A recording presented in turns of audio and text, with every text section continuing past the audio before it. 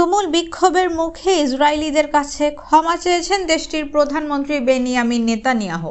ফিলিস্তিনের গাজা উপত্যকা থেকে ৬ জিম্মিকে জীবিত অবস্থায় ফিরিয়ে আনতে ব্যর্থ হওয়ার জন্য নেতানিয়াহু ক্ষমা চান। গত শনিবার দক্ষিণ গাজার রাফা এলাকায় একটি সুড়ঙ্গ থেকে ৬ জিম্মির মরদেহ উদ্ধার করেন ইসরায়েলি সেনারা। তাদের মধ্যে একজন যুক্তরাষ্ট্রের দ্বৈত নাগরিক। ৬ জিম্মির মরদেহ উদ্ধারের পর ইসরায়েল জুড়ে বিক্ষোভ ছড়িয়ে পড়ে। গতকাল সোমবার দেশটির প্রধান ট্রেড ইউনিয়ন হিস্টাড্রট দেশজুড়ে ব্যাপক ধর্মঘট পালন করে।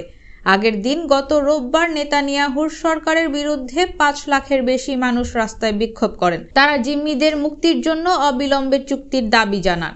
গাজা ভিত্তিক ফিলিস্তিনি স্বাধীনতাকামী সংগঠন হামাস সতর্ক করে বলেছে, যুদ্ধবিরতি না হলে আরও জিম্মির লাশ হয়ে পরিবারের কাছে ফিরতে হতে পারে।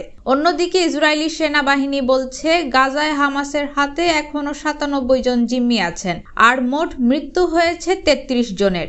স্বজনদের বিশ্বাস, এখনও যারা জিম্মি আছেন তাদের মুক্ত করতে ইসরায়েল সরকারের পক্ষ থেকে কার্যকর কোনো পদক্ষেপ নেওয়া হয়নি।